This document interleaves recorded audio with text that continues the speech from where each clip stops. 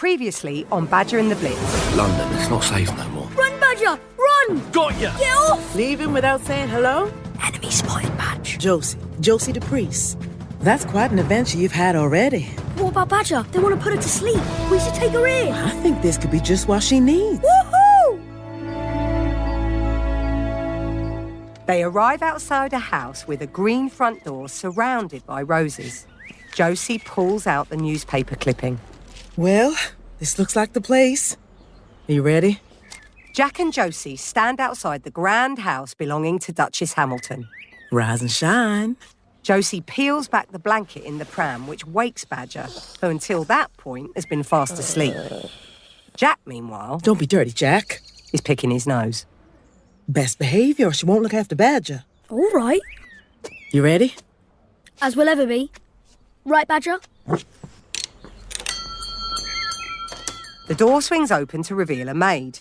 Her face looks like she hates her job, and she looks unimpressed at having been disturbed.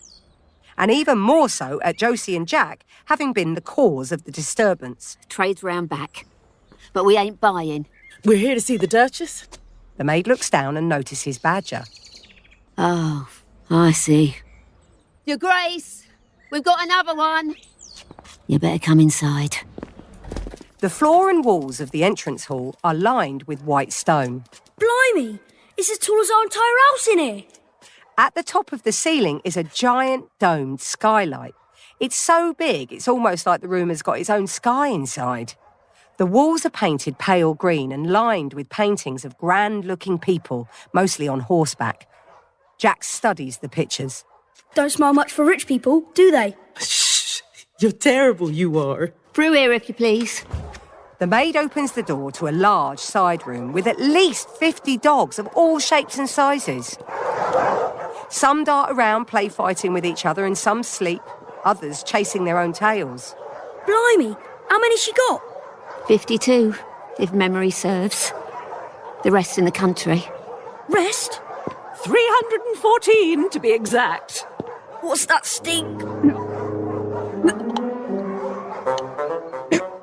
Jack buries his head in his arm, trying to block out the smell that's wafted in with her. It really does stink. Smells rotten. Jack, don't be rude. Begging your pardon, ma'am. Windpipes and fish heads, dear. Very nutritious. Me dad's right. Rich people are bonkers. Shh, Jack. Sorry. Oh, what a sweet boy. And who do we have here? This is Badger. Like most people who meet her, Duchess Hamilton is puzzled by Badger's name. She's waiting for her stripes. How splendid! I think. Now, who wants some tea? I don't much care for windpipes. Glad to hear it. I don't either, but the pooches love it. I'm guessing lemonade and cake is more up your street. Follow me. I've never met a real Duchess before. Call me Nina.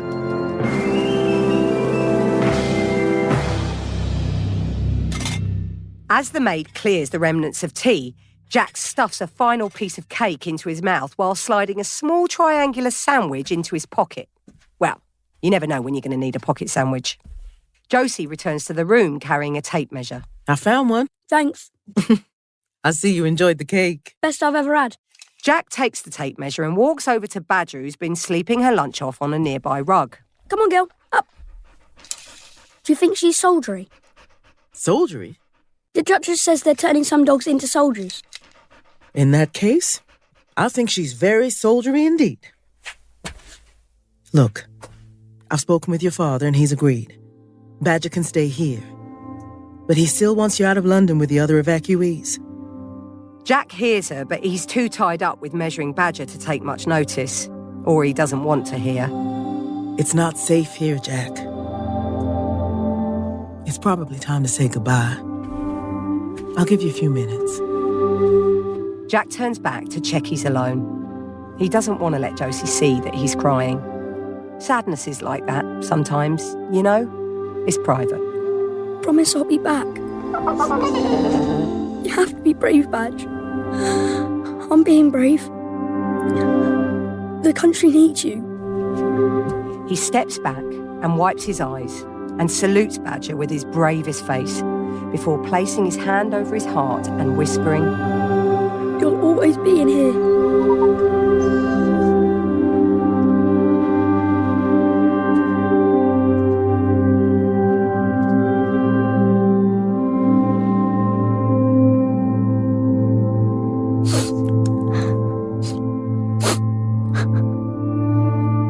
Outside the room, the maid notices Jack is upset.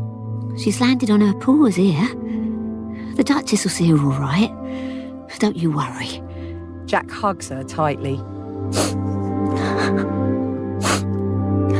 There. It's gonna be all right. He remembers how his mum used to hug him when he was sad. Always love her.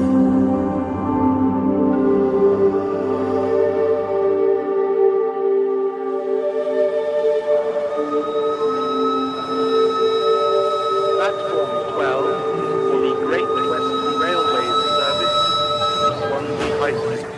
A week later, Jack's on the train out of London. He looks down at a cardboard label tied to his coat with string. It reads, Government Evacuation Scheme. Jack Chippett, age 11, Padstow Street, London E3. Looking around the carriage, it's filled with other children, mostly from his school. They're all pressed up at the windows, waving at people on the platform. Realising the train is leaving the station, Jack jumps to his feet and forces through a gap to get to a window. Can I get through? Sorry. The platform is crowded with parents and brothers and sisters, all there to wave the children off. Jack's eyes hunt for anyone he knows, and then he spots his dad. Dad, I'm over here. Take care, son. We'll miss you. I'll miss you too, Dad. See you, bruv. As the train pulls away, Jack remains pressed against the window until the last glimpse of the station vanishes and the train disappears into a tunnel.